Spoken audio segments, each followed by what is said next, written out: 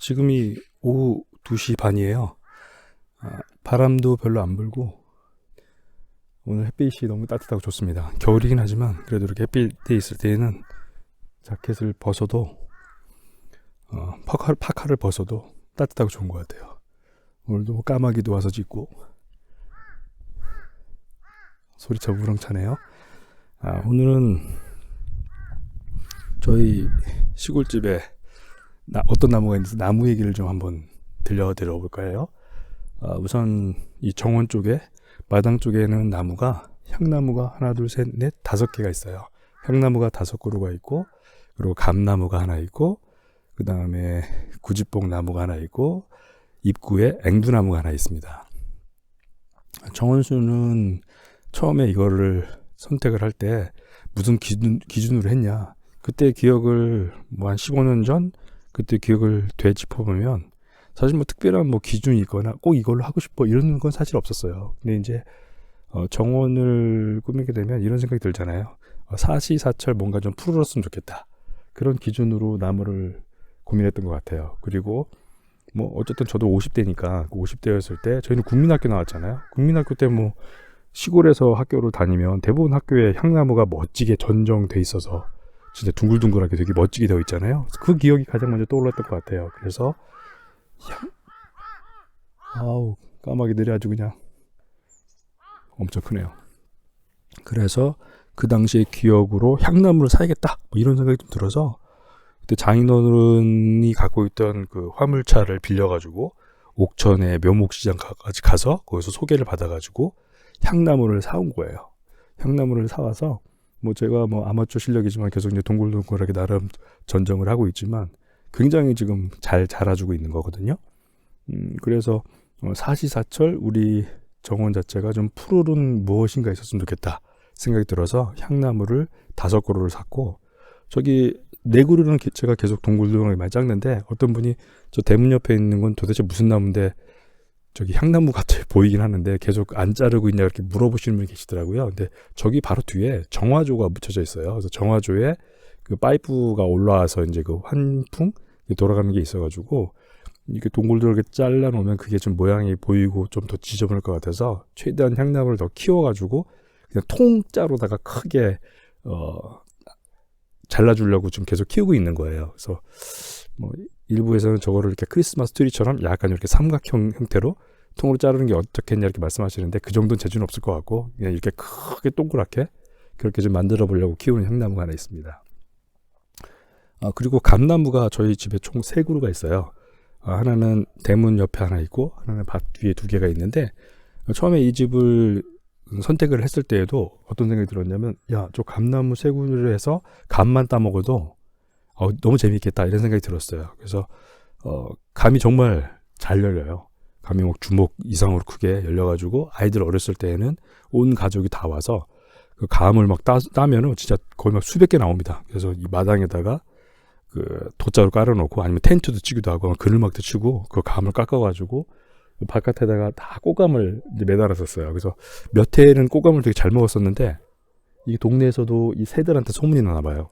그래서 꽃감을 이제 널기 시작하니까 동네에서 뭐 콩새, 뭐 까치, 물까치 막 이런 애들이 와서 꽃감을 다 따먹는 거예요. 그래가지고 꽃감을 제대로 넣을 수 없을 정도 상황이 돼서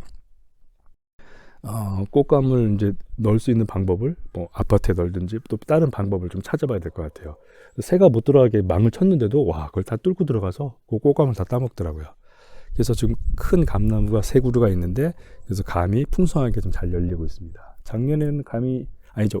작년 맞죠? 작년 가을에는 감이 좀 해가를 했는지 좀 덜 열려가지고 조금 아쉬웠어요.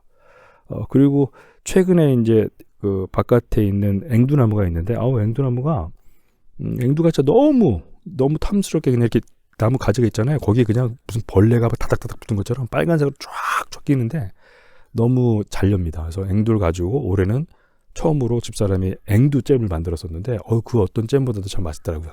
어찌 보면 제가 수확을 해서 맛있을 수도 있겠죠. 그래서 앵두잼이 있었고, 꾸질뽕나무는 저 뒤쪽 밭에 있었던 거를 올해 이제 앞에 정원 이쪽에 계단식으로 돼 있던 걸 없애버리고 평지 형태로 만들면서 옮겨 심었는데 내년 봄에 좀 봐야 될 것 같아요. 저게 살지 아니면 죽을지 좀 고민이 죽었을지는 고민이긴 한데 내년 봄에 보면 좀 알 수 있을 것 같아요. 그래서 정원에 대표적으로 그렇게 나무가 있고요.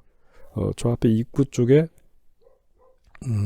블루베리 나무가 5그루 정도 있어요. 그래서 블루베리가 진짜 손톱만한 게 많이 열리기는 해요. 근데 이제 제대로 된 블루베리는 뭐 엄지 손톱 정도 이렇게 좀 크게 나와야 되는데, 토양 자체를 산성 토양으로 만들어줘야 되는데, 산성 토양이 산성 흙을 써야 되잖아요. 그래서 근데 계속 한 3년 정도 심은 지 됐는데 그냥 땅에다 심다 보니까 그냥 조그맣게 그냥 기본만 열리는 것 같아요. 그래서 올해 나무 한 그루만 화분에다가 산성 토양에서 옮겨봤거든요. 그래서 걔가 어떻게 되는지 한번 내년에 한번 지켜보고, 필요하다면 저걸 전부 다 별도로 산성 토양을 요즘에는 이게 비료 푸대 같은 거에다가 이렇게 돼 있는 산성 토양을 팔잖아요. 그래서 제가 이게 오다가 자전거 타고 오다가 보니까 중간에 큰 블루베리 농장이 있더라고요. 그래서 농장에 보니까 전부 다 그 산성 토양을 직접 거기 비닐에다 그냥 나무를 직접 심어가지고 이만하게 그냥 화분 형태로다가 그렇게 키우시는데 너무 잘 자랐더라고요. 그래서 그분한테 여쭤보니까 이거는 무조건 이렇게 하는 게 맞아요 라고 말씀하셔가지고, 저도 저 블루베리 나무를 좀 캐가지고 필요하다면 내년 봄쯤에 해서 그 산성 그 별도의 그 흙을 좀 사가지고 거기다 직접 심어가지고 뭐 어딘가에 이렇게 쭉 놓고 별도로 한번 키워보는 게 좀 맞을 것 같아요. 그래야지 좀 제대로 된 블루베리를 좀 수확할 수 있을 것 같습니다. 그 블루베리 수확에 대한 좀 욕심이 좀 있어요. 정말 맛있거든요. 그리고 제가 블루베리 좋아하기도 하지만 블루베리가 진짜 먹어봤는데 작긴 하지만 되게 달고 맛있었어요. 집 뒤에 있는 밭으로 자리를 좀 옮겼습니다. 집 뒤쪽 밭에도 나무가 몇 그루가 있어요. 우선은 감나무가 크게 2개가 있고요. 한 감나무는 우리 집에서 제일 큰 감나무가 저 담 바깥쪽에 있고요. 밭 바로 뒤에는 잘 자라진 않지만 그래도 감나무가 하나 더 있습니다. 그리고 또 나무가 대추나무가 큰 게 하나 있고, 그다음에 또 작은 대추나무가 또 하나 있어요. 그리고 또 하나는 모과나무가 있습니다. 그래서 이 뒤쪽에는 감나무 2개, 모과나무 하나, 그리고 대추나무 2개가 있습니다. 시골집이나 이런 전원주택이 있으면 일반 이제 정원 쪽에는 정원수 위주로 심게 되지만, 그래도 뭔가 열매를 딸 수 있는 과실수를 심고 싶은 그런 욕심 내지는 그런 희망이 많이 생겨요. 그렇다 보니까 원래 감나무는 처음에 이 집을 샀을 때부터 감나무는 3그루가 있어서 속칭 감만 따먹어도 충분히 재미있겠다라는 생각이 들 정도로 감나무가 굉장히 잘 크고 있었고 감도 잘 열리고 있었습니다. 근데 이제 조금 더 이제 뭔가 더 열매를 더 얻고 싶다는 그런 생각 때문에 나무를 좀 더 심게 됐는데, 가장 대표적인 게 이제 대추나무가 예전에 제가 대추도 워낙 좋아하고 또 이 근처에 이제 연산이라는 데가 있는데 그쪽에 대추가 또 잘 되고 해서 지역적으로 뭐 잘 되지 않을까 싶어가지고 대추나무를 심었는데, 둘째 해인가 때는 굉장히 잘 자랐었는데 그 이후에는 잘 안 자랐던 것 같아요. 그래서 조금 더 대추에 대한 부분은 좀 연구를 좀 해서 뭐 조금 거름이라든가 어떤 영양분을 다시 더 줄 수 있는 방법 좀 더 모색을 좀 해봐야 될 것 같고요.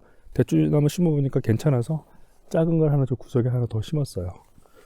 모과나무는 이것도 해가리를 좀 되게 심하게 하는 것 같아요. 그래서 한 해는 모과가 잘 열렸다가 또 한 해는 모과가 좀 덜 열리고 하는데, 그래도 모과나무도 하나 더 있으니까 좋을 것 같습니다. 여기 뒤편 쪽에 또 이게 자그마한 밭이 있긴 하지만 이 밭을 주말마다 와가지고 또 농작물을 경작하는 게 저한테는 그렇게 쉬운 일은 아니더라고요. 사실 이게 농작물이라는 것 자체가 꾸준하게 어떤 돌봄을 해야 되고 뭐 잡초라든가 이런 것도 적당히 잘 제거를 해줘야 되는데, 정원 관리하는 것에 비해서 훨씬 더 손이 많이 가는 것 같아요. 또 어떤 시기를 놓치면 또 이제 농작물은 수확을 하거나 이런 부분에 또 어려움이 있기 때문에 그 시기를 또 잘 맞춰야 되는 부분이 좀 한계가 있는 것 같습니다. 오늘도 저 감나무 위에 새가 와서 또 예쁘게 짖어주네요. 그래서 이제 저희 농작물은 거의 뭐 3분의 2 정도는 옥수수를 심어가지고 좀 관리를 좀 하고 있는데, 저쪽 끝부분에 대해 조그만한 2개 정도 이제 이랑이 있는 쪽에다가는 조금 내년에 봄에는 좀 고민을 좀 달리해서 나무를 심어볼 생각이에요. 그래서 나무도 뭐 다른 일반 당연히 밭이니까 조경수를 심는 것보다는 포도나무를 한두 그루 정도 사다가 이쪽에 이제 어떤 포도 넝쿨이 자랄 수 있게 좀 틀을 만들어 가지고 포도 넝쿨이 이렇게 좀 자랄 수 있게 그래서 과실수를 한번 심어볼 생각입니다. 그게 저한테 주말마다 올 수밖에 없는 그런 환경을 갖고 있는 저한테는 그런 과실수를 한번 심어서 한번 새롭게 도전을 해보는 것도 좋을 것 같아요. 사실 저쪽 편에다가도 포도나무를 한번 심었었는데 잘 안 됐어요. 포도나무 잘 안 된 이유가 지금 생각해보면 우선은 저쪽이 저 큰 감나무 때문에 그늘이 상시 많이 졌었거든요. 그래서 그늘의 영향도 좀 있었던 것 같고 또 이거 너무 그 끝부분에 심다 보니까 어떤 그 포도나무가 지속적으로 뿌리를 받고 생장하는 데 좀 어려움이 있지 않았나. 결국 저 밑에가 다 돌이었었거든요. 그래서 이쪽 밭을 약간 더 가운데 쪽에서 양쪽으로 뻗게 하든지 아니면 조금 더 안쪽으로 심어가지고 한쪽 방향으로만 좀 어느 정도 충분히 뻗게 한다 그러면 포도나무도 좀 잘 자랄 수 있지 않을까 싶은 생각이 듭니다. 그래서 포도나무를 좀 고민을 하고 있어요.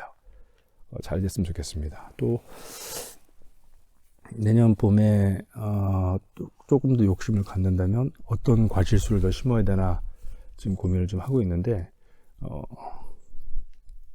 최근에 이제 명절 맞아서 어떤 그 사과 농장에 가가지고 사과가 너무 잘 돼 있더라고요. 그래서 그 농장 주부님한테 사과 나무를 좀 하나만 좀 주실 수 없나요? 했더니 아유 흔쾌히 줄 수 있다. 줄 수 있지만 이 보는 거하고 사과 나무를 키우는 게 쉽지가 않다고 말씀하시더라고요. 그래서 보통 그냥 가정에서 크게 전문 지식 없이 키우면 사과가 까맣게 된다고 그분은 표현을 하시더라고요. 그래서 사과는 그냥 우선 사서 드시고 사서 먹고 나무 심는 건 조금 더 심사숙고를 해라 이런 말씀을 하셔가지고 그건 조금 더 보류를 시켜놓고 아니면 조금 더 이제 인터넷이 됐든 아니면 유튜브가 됐든 사과나무에 대한 걸 좀 더 찾아보고 좀 고민하는 게 좋을 것 같습니다. 사실 저희 집 들어오는 입구 첫 번째 집에 마당에 사과나무가 2개가 있어요. 그래서 키가 한 2m 정도 돼서 옆으로 이렇게 퍼져 있는데 주먹만한 사과가 그래도 잘 열리거든요. 근데 보면 밑에 이제 뭐 반사판도 깔아놓고 막 하고 하는데 그분은 굉장히 농사를 오래 지신 전문가세요. 그러니까 벼농사나 이런 거 굉장히 전문가신데 여튼 거기에 나름대로 노하우가 있으시니까 그래도 그나마 사과나무를 그 정도 키우신 것 같다는 생각도 들고 전문가가 말씀하시는 게 맞겠죠. 일반인이 그냥 쉽게 막 키운다고 막 우리가 시중에 살 수 있는 그런 사과나무를 얻을 수 있는 것 같지는 않고 포도나무도 사실 마찬가지일 것 같아요. 포도도 주변에 포도나무를 하시는 분이 계셔서 그분한테 많은 좀 정보를 얻어가지고 뭐 몇 해 정도 스터디를 좀 해야 그나마 좀 어느 정도 먹을 만한 게 좀 나오지 않을까 싶어요. 제 어렸을 때 기억에 저 외갓집에 수도가에 포도나무가 하나 있었어요. 근데 그게 매년 가보면 포도가 진짜 너무 예쁘게 탐스럽게 자라가지고 그 포도를 먹었던 기억이 있거든요. 그래서 그런 기억을 좀 되살리면서 내년 봄에는 이쪽에 포도나무를 한번 심어볼 생각입니다.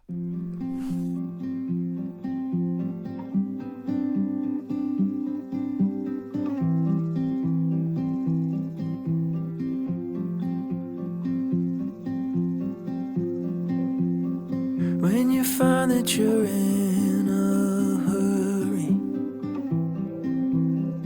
and you need an escape, when all you have is a pile of worries, I'll help you carry the weight. Just stay lost here with me. We don't have to say anything.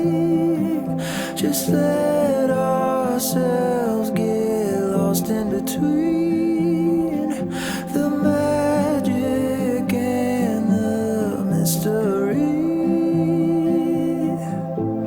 Stay lost with me.